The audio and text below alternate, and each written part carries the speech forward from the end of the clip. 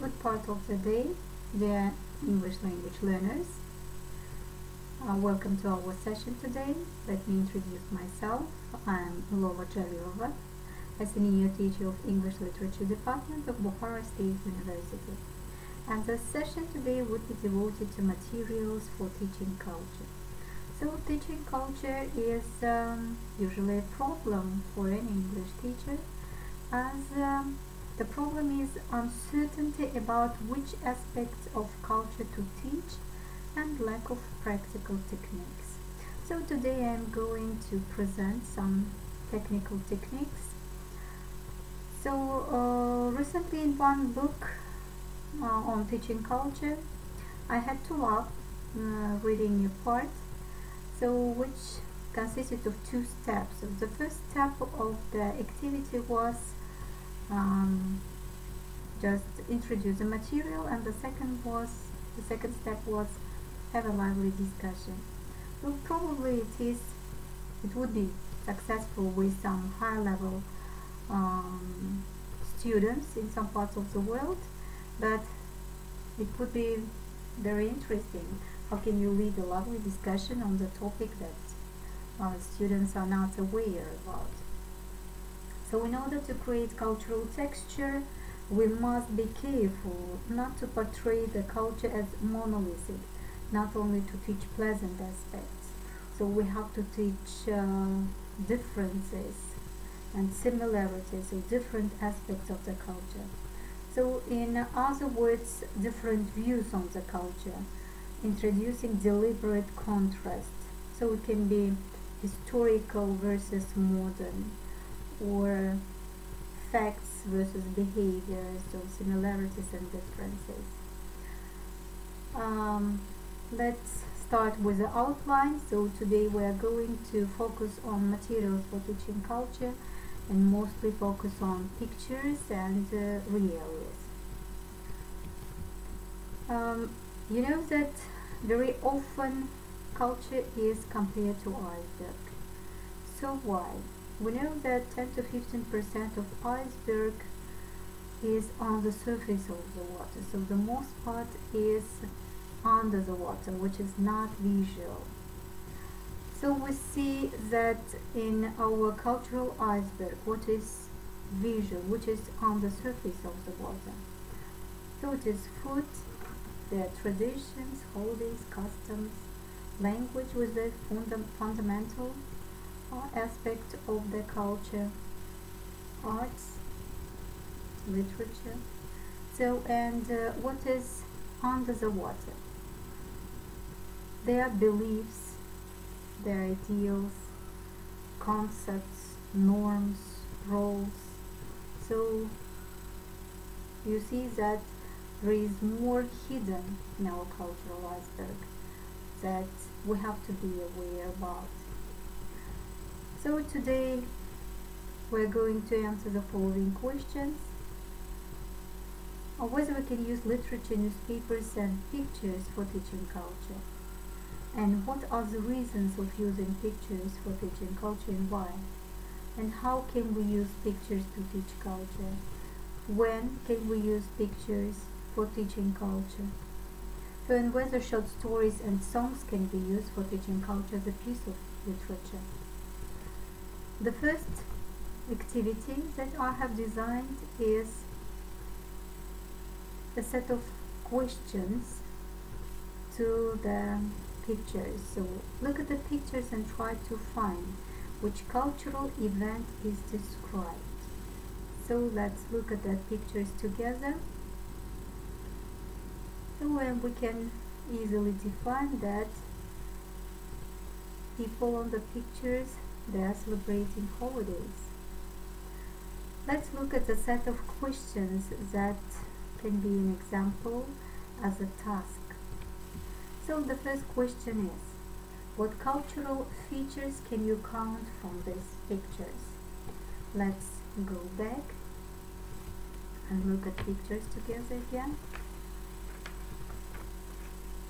So they are customs, values, norms, rules and even behaviors. We can see that on the second picture before having the meal, the members of the family, they're holding hands together. So it is the behavior, it is the rule in the family before having a meal. So, and just even objects. So in objects they can differentiate different cultures here. So the next question is, how do these pictures differ from each other? Let's go and look at pictures again. So different holidays are depicted. We can see that people are in different clothes. Some of them are indoors, some of them are outdoors. The next question. Describe what the people are doing in the pictures. Let's go back and look at the pictures again. You can see that people, some of them are having meal together, the others are cooking meal outdoors together, the others are setting the table. So the next question. In which country these holidays are celebrated? So we know that Thanksgiving Day or Christmas that are probably illustrated on first two pictures. They are celebrated in US and UK, and in all Asian countries as well as in Uzbekistan, Nowruz holiday is celebrated, and which is depicted on two last pictures. So we can see that they are cooking our national sumalat. The next question. Which meals do you prefer, roasted turkey or sumalak? So you see that the last question is a little bit personal. So as for me, I would answer that I'd like both of them. So you see that this simple set of questions and appropriate selection of the pictures can be a good task, and pictures can be a good material for teaching culture. Now let's analyze and discuss advantages and disadvantages of implementing pictures. So advantages of using pictures in language teaching. The first is, pictures abound in various materials such as books, magazines, newspapers, calendars, so it will not be problematic to find picture for teaching. The second, pictures provide a more realistic interpretation of verbal symbol, especially for visual learners. It would be very appreciating. Pictures, especially those which are large and colorful, they will motivate students and relate an action or depict a story. Pictures are easy to use and can be easily carried from place to place, and they do not require any equipment or electricity, so it will not cause any unpredictable, undesirable moments during the class. Pictures are relatively inexpensive to produce, and they can be reused, which is the most important point nowadays in our modern life. So they can be recycled, they can be reused. So what about disadvantages? So choosing the right picture can be a problem for some teachers, as they cannot depict the totality of the message intended to be presented by the teacher. So we can count only one disadvantage of implementing pictures as a material for teaching culture. So there is a task, so independently just try to design an activity implementing these two pictures that I have selected for you. You can see that different greetings, different types of greetings are depicted on these pictures. So the activity can be just a set of questions. So do not forget and consider what can be the activity implementing these two pictures. So the next material can be real. At first let's define the term itself. So there are several definitions. For instance, in Loveman Dictionary of Language Teaching and Applied Linguistics, the following definition is given: that realia, the actual objects and items which are brought into classroom as examples or as aids to be talked or written about and used in teaching. So the next one, which is given by Dickens, Robertson and Hoffman in their book Realia, Bringing the Real World into the Classroom. So they consider that anything which has a purpose outside of the ESL classroom can be brought into the classroom is called realia.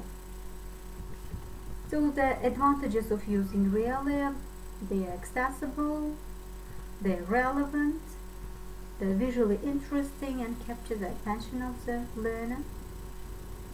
So they provide the focus away from written word or the interaction, and it's like a third person, that present, that can be spoken about. So they're useful to help students grasp the cultural differences or the practical skills. So there are several disadvantages. As real objects, they may not support the cultural distinction. So for instance, it would take gadgets which are used all over the world, so it doesn't depend on the culture of the person. So the next one is activities with real objects might lose the class pass. So as they're very attractive, they can cause time management problem. So spending too much time in one activity with real objects in class. So I have prepared several realias, several examples of it. So you can easily find a piece of national honor class, piece of material that can be also the realia that depicts Uzbek culture. So the next one is national musical instrument, of course very famous red double-decker.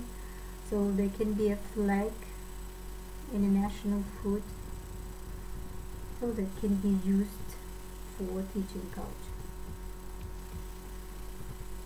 So there are several points that I have to mention, as culture is enormous and it is impossible to cover everything.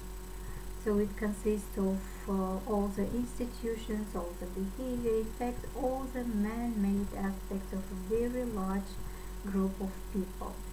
And all that we can do is to provide some pathways to enter into learning more about the culture. So we can mention that we never know everything about our own culture. So in this case, we shouldn't be disappointed that we cannot teach everything, but rather be happy that we're able to raise intercultural awareness. So it is a main point. Learn students' language and culture and understand your own cultural baggage. So one of the oddest things in the world must be a language teacher who only speaks one language, or a culture teacher who only knows one culture. So we are so immersed in our own culture that we can only understand it by trying to see it from outside. Imposing our own values without making an attempt to understand our students' values is arrogant.